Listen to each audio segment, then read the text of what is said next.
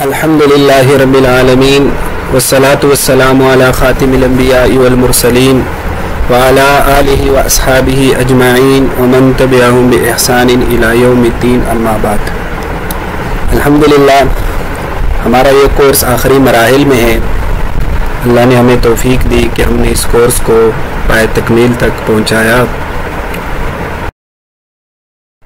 آج جو ہمارا سبق ہے اس میں ہم یہ پڑھیں گے کہ مغربی فکر و فلسفہ اور مسلم امت کا رد عمل۔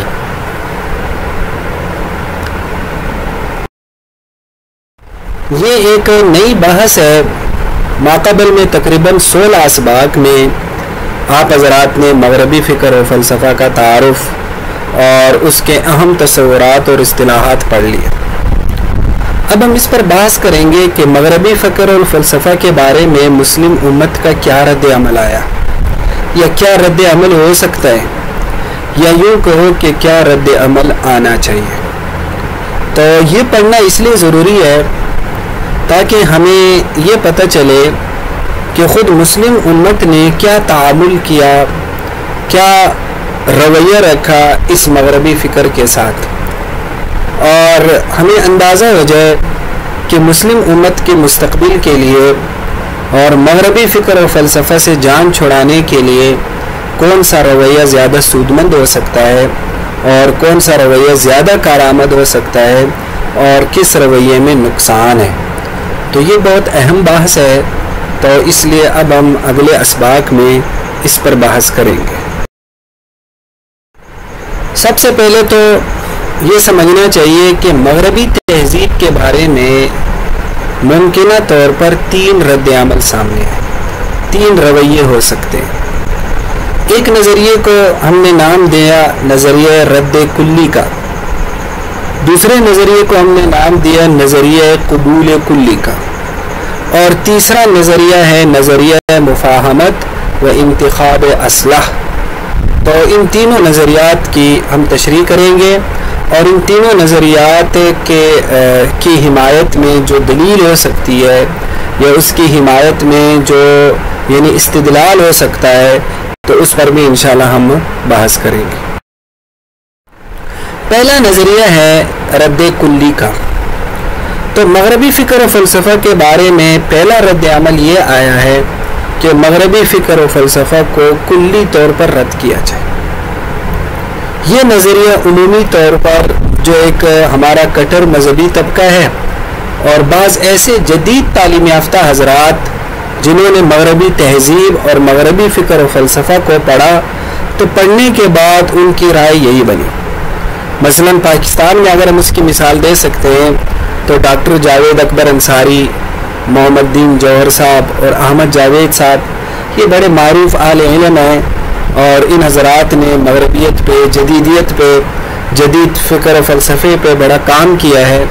تو ان حضرات کا عمومی طور پر رد عمل یہی ہے، اور یہی عمل مذہبی طبقے کا بھی ہے جنہوں نے مغربی فکر و فلسفہ کو بسا اوقات پوری طور پر پڑھا تو نہیں، لیکن اس جدید تہذیب اور اس کے مظاہر سے وہ عموماً گریزاں رہتے ہیں۔ ایک کٹر مذہبی طبقہ، اگرچہ اب مذہبی طبقے میں بھی روشن خیال حضرات بھی سامنے آئے ہیں جن کے دیگر نظریات ہیں جن کو ہم اپنے مقام پر انشاءاللہ پڑھیں گے۔ اب رد کلی یعنی کہ مکمل طور پر رد کرنے کی جو بنیادی دلیل یہ حضرات دیتے ہیں کہ اسلام اور مغربی فکر و فلسفہ 2 الگ الگ اور مستقل تہذیبیں ہیں، دونوں میں کسی قسم کا بھی اشتراک نہیں ہے، یکسانیت نہیں ہے، دونوں الگ الگ مکمل ضابطہ حیات ہے، دونوں کا ورلڈ ویو الگ الگ ہے، یعنی اس دنیا کو دیکھنے کا جو ایک نقطہ نظر ہے وہ بالکل الگ الگ ہے۔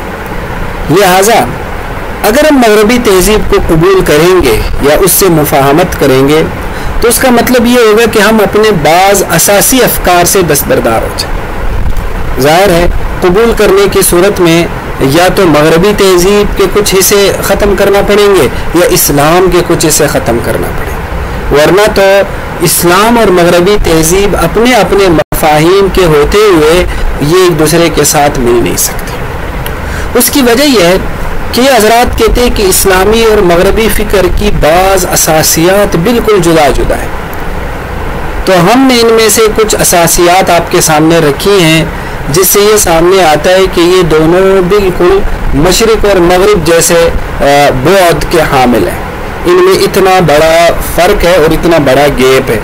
تو اب ہم ان اساسیات کو ذرا بیان کرتے ہیں کہ یہ کیسے بالکل الگ الگ ہیں. سب سے پہلا اساس جو بہت بڑا اساس ہے، یعنی پہلی جو بنیاد ہے الگ ہونے کی، وہ ماخذ علم کا فرق ہے کہ علم کہاں سے لینا ہے. تو اسلام کی بنیاد نظریہ وحی پر مبنی ہے جس کے مطابق ذریعہ علم مابعد الطبیعیاتی ہے. یعنی اسلام کہتا ہے کہ اصل اس انسان کی رہنمائی کے لیے جو ذریعہ علم ہے وہ وہی ہے جو خدا کی طرف سے آتی ہے، جبکہ مغربی تہذیب کی بنیاد ہیومنزم پر ہے جس کے مطابق علم کی اساس خود انسان ہے، علم کا ماخذ خود انسان ہے، پھر خواہ اس کی عقل ہو، وجدان ہو، تجربہ ہو، مشاہدہ ہو، جو بھی ہو. لیکن بہرحال پہلا بڑا فرق ان دونوں میں یہ ہے کہ ماخذ علم کا فرق ہے. اب اس اساس سے بڑے نتائج برآمد ہوتے ہیں. مثلا اسلام کی اساس جب وحی پر ہے تو اسلام انسانی زندگی کو گزارنے کے لیے اسے وحی کا محتاج قرار دیتا ہے. وہ کہتا ہے اپنی انفرادی زندگی، اپنی اجتماعی زندگی، اپنی معاشرتی زندگی کو ان اصولوں پر استوار کرنا چاہیے جو وحی نے بتایا. جبکہ مغربی فکر و فلسفہ کے مطابق اپنی تمام زندگی کو خود انسان اپنی عقل سے استوار کرے گا. تو اب دو ایسی تہذیبیں جن میں اتنا بڑا فرق ہو وہ ایک کیسے ہو سکتی ہے؟ تو پہلا بڑا اساس کیا ہے؟ ماخذ علم کا فرق. دوسرا جو اساس ہے وہ ہے انسان کی اس دنیا میں حیثیت کا فرق، کہ اسلام کی روح سے انسان کا اس دنیا میں جو مقام ہے نا وہ ابد کا ہے، اللہ کے بندے کا. لہذا نہ اس کی جان اس کی اپنی ہے، نہ اس کا مال اس کا اپنا ہے، نہ اس کی زندگی اس کی اپنی. یہ سب کسی خالق کی مملوک ہے. لہذا انسان ایسی زندگی گزارنے کا پابند ہے جسے اس کے خالق نے بتایا ہے. تو اسلام انسان کو ابد قرار دیتا ہے، بندہ، غلام اللہ کا. جبکہ مغربی تہذیب کے نزدیک انسان ایک قائم بذات اور خود مختار و آزاد ہستی ہے جو کسی بھی خارجی قوت کا پابند نہیں. تو گویا مغربی تہذیب انسان کو اس کائنات کا خدا ٹھہراتا ہے. اس کے نزدیک اس کائنات میں واحد خود مختار ہستی ہی تو انسان ہے جو باقی تمام چیزوں پر اسے حکومت اور قوت حاصل ہے. تو جو ایسی تہذیب جس میں انسان غلام ہو یا عبد ہو کسی کا، کسی کے تابع ہو، اور ایک ایسی تہذیب جس میں انسان خود خدا ہو، ان دونوں میں یکسانیت اور ان دونوں کو ایک کیسے کر سکتے؟ تو اس سے انسان کی تمام زندگی، اس کے رویے، اس کی انفرادی اجتماعی معاملات، اس پر فرق پڑ جاتا ہے انسان کی حیثیت میں اس فرق سے. تیسرا جو اساس ہے وہ ہے دنیاوی زندگی کی حیثیت میں فرق، کہ اسلامی فکر کے مطابق اصل زندگی آخرت کی ہے. جو دنیا کی زندگی ہے یہ ایک عارضی، عبوری اور آزمائشی ہے. یعنی دنیا کی زندگی ہمارا منزل نہیں، یہ راستہ ہے اپنی اصل زندگی تک پہنچنے کا. یہ ایک عبوری مرحلہ ہے، ایک آزمائشی مرحلہ ہے جس میں انسانوں کی چھانٹی ہوگی کہ اصل زندگی کس نے کہاں گزارنی ہے. جبکہ مغربی تہذیب کے نزدیک اصل اور مقصودی زندگی دنیا کی ہے. یہی اصل زندگی ہے، یہی مقصودی زندگی ہے، اور اسی کے لیے انسان پیدا ہوا. مرنے پر تو انسان فانی ہو جاتا ہے مغربی تہذیب کے مطابق. اب یہ جو دو رویے ہیں یا یہ جو دو ذہن ہیں، جو دو فکریں ہیں، یہ ایک کیسے ہو سکتی ہے؟ جس تہذیب میں انسان کی یہ زندگی عبوری ہے، عارضی ہے، وہ جو اس فکر سے جو تہذیب تشکیل پائے گی، جو معاشرہ تشکیل پائے گا، وہ بالکل ایک الگ قسم کا معاشرہ ہوگا. لیکن ایک ایسی فکر جس میں یہی زندگی ہی مقصود ہے، اس سے جو تہذیب تشکیل پائے گی، جو معاشرہ تشکیل پائے گا، وہ بالکل ایک الگ قسم کا معاشرہ ہوگا. تو یہ ایک بہت بڑا فرق ہے کہ دنیاوی زندگی کی حیثیت کیا ہے۔ چوتھا جو اساس ہے وہ ہے کامیابی و کامرانی کے تصور کا فرق۔ اسلامی فکر کے مطابق کامیابی اور ترقی خدا کی کامل اطاعت میں۔ ایک سکسیسفل انسان وہ ہے جو اس زندگی میں خدا کی اطاعت کرے اور آخرت میں جہنم اور اللہ کے عذاب سے بچ جائے۔ تو اس کی اطاعت سے روگردانی مکمل خسران کا باعث ہے۔ اللہ نے سورۃ العصر میں عصر کی قسم کھا کر کیا فرمایا؟ ان الانسان لفی خسر، انسان تو تمام خسارے میں سوائے اس انسان کے جو ایمان والا ہو، عمل صالح والا ہو اور ایک دوسرے کو خیر اور حق اور صبر کی تلقین کرنے والے ہو۔